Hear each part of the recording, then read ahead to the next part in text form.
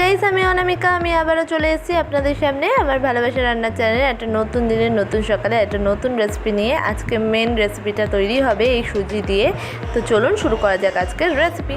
তো আজকে আমি যে রেসিপিটা আপনাদের কাছে নিয়ে এসেছি ঝুরঝুরে ঝাল সুজি বা নোনতা সুজি। তো এখানে আমি একটা মেজারমেন্ট কাপ নিয়ে নিয়েছি, তাতে হাফ কাপ তাতে আমি সুজি নিয়ে নিচ্ছি। এই মেজারমেন্ট কাপ অনুযায়ী আমি এই রান্নার ক্ষেত্রে হাফ কাপ মতো সুজি নিয়ে নিয়েছি। এটা আপনার যতটা পরিমাণ সেই অনুযায়ী নেবেন। হাফ কাপ মতো সুজি নিয়ে সেটাকে আমি একটা ডিশের মধ্যে ঢেলে নিয়েছি, দেখুন এরকমভাবে।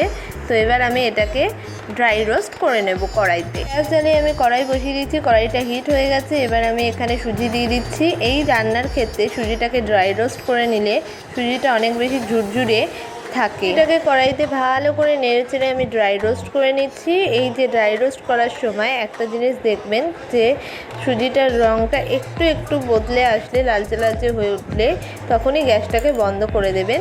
বেশি পুড়ে গেলে সুজিটা খেতে অবশ্য ভালো লাগবে। এটা আমার ড্রাই রোস্ট হয়ে গেছে, আমি গ্যাস বন্ধ করে দিয়ে আমি হাতে করে দেখাচ্ছি। দেখুন এরকম হালকা হালকা সুজির মধ্যে কালার চলে আসলেই গ্যাসটাকে বন্ধ করে দেবেন, না হলে এটা পুড়ে যেতে পারে। এটা ড্রাই রোস্ট করে কড়াই থেকে নামিয়ে নিয়ে ওই কড়াইয়ের মধ্যে দিয়ে দিচ্ছি 2 থেকে 3 চামচ মতো সর্ষের তেল।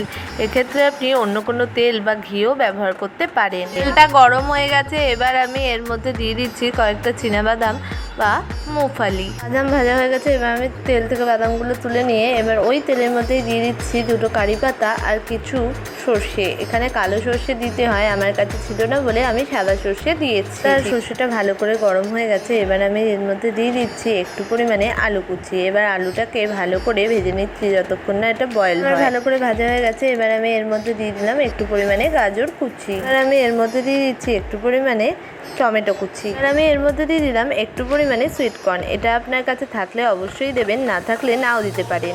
তো এবার আমি এর মধ্যে দিচ্ছি একটু পরিমাণে ক্যাপসিকাম কুচি। এটাও আপনি আপনার পরিমাণ মতো ও ইচ্ছে অনুযায়ী এর মধ্যে দিতে পারেন। এবার আমি এর মধ্যে দিয়ে দিচ্ছি একটু পরিমাণ মতো লঙ্কা কুচি। এটা আপনি আপনার পরিমাণ মতো স্বাদ অনুযায়ী দিয়ে নেবেন।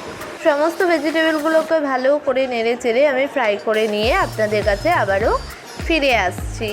সমস্ত সবজিগুলো আমাদের ফ্রাই হয়ে গেছে, এবার আমি ড্রাই রোস্ট করা সুজিটা এর মধ্যে সম্পূর্ণটা ঢেলে দিচ্ছি। দেখুন এইভাবে করেই সম্পূর্ণটা এই ভাজা সবজিগুলোর ওপর ঢেলে দিতে হবে। সবজিগুলোর ওপর ড্রাই রোস্ট করা সুজিটা ভালো করে ভেজে নিতে হবে। দেখুন এইভাবে করে ড্রাই রোস্ট করা সুজিটা সবজিগুলোর সাথে ভালো করে মিশিয়ে নিচ্ছি তেলের মধ্যে, যাতে সবজিগুলোর ক্রাঞ্চ এবং ফ্লেভারটা সুজিটার মধ্যে ভালো করে চলে আসে এবং সুজিটা আরও ঝুরঝুরে এবং ক্রিস্পি হয়। এটা সবজিগুলোর মধ্যে ভালোভাবে মিশিয়ে নিয়েছি। এবার আমি এর মধ্যে দিয়ে নিচ্ছি একটু পরিমাণ মতো নুন।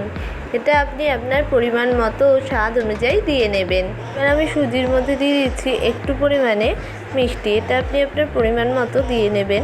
এই মিষ্টিটা দিলে খাবারের স্বাদটা ব্যালেন্স হয়। আমি সুজির মধ্যে দিয়ে দিচ্ছি বাদাম, যেগুলো আগের থেকে আমি কড়কড়ে করে ভেজে রেখেছিলাম। এর সাথে নুন মিষ্টি ভালো করে একসাথে মিশিয়ে নিচ্ছি, যাতে নুন মিষ্টির ফ্লেভারটা ভালোভাবে এর মধ্যে ঢুকে যায়। আর বাদামটাকেও মিশিয়ে নিচ্ছি যাতে বাদামের মধ্যেও এই ফ্লেভারগুলো ঢুকে যায়। আমি সুজির মধ্যে দিয়ে দিচ্ছি কিছুটা পরিমাণে গোলমরিচ। এটা আপনি আপনার ইচ্ছে মতো দিতেও পারেন, আবার নাও দিতে পারেন। এটা দিলে টেস্টটা ভালো হয়। এটার মধ্যে সমস্ত কিছু ফ্লেভার ঢুকে গেছে। এবার আমি সুজিটার মধ্যে জল দিয়ে দিচ্ছি। জল দিলে এটা একটু ভালোভাবে সিদ্ধ হয়ে যাবে।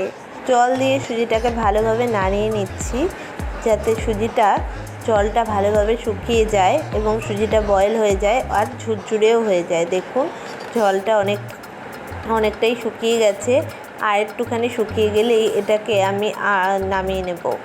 জলটা শুকিয়ে গেছে এবং সুজিটা সম্পূর্ণ ঝুরঝুরে হয়ে গেছে একেবারে। তো এবার আমি এটাকে সার্ভ করে আপনাদের কাছে নিয়ে আসছি। রেডি এবং সার্ভ হয়ে গেছে আমাদের আজকের রেসিপি ঝুরঝুরে ঝাল সুজি। রেসিপি তৈরি এবং সার্ভ হয়ে গেছে। এবার আমি টেস্ট করে দেখবো এটা ঠিক কেমন হয়েছে। এটা একদম অসাধারণ, একদম ঝুরঝুরে, একদম রেস্টুরেন্ট স্টাইলই হয়েছে। এরকমই সহজ সরল এবং ইন্টারেস্টিং রেসিপি পেতে অবশ্যই আমাদের চ্যানেলটাকে সাবস্ক্রাইব করে দিন, আর পাশে থাকা বেল আইকনটা অবশ্যই বাজাতে ভুলবেন না।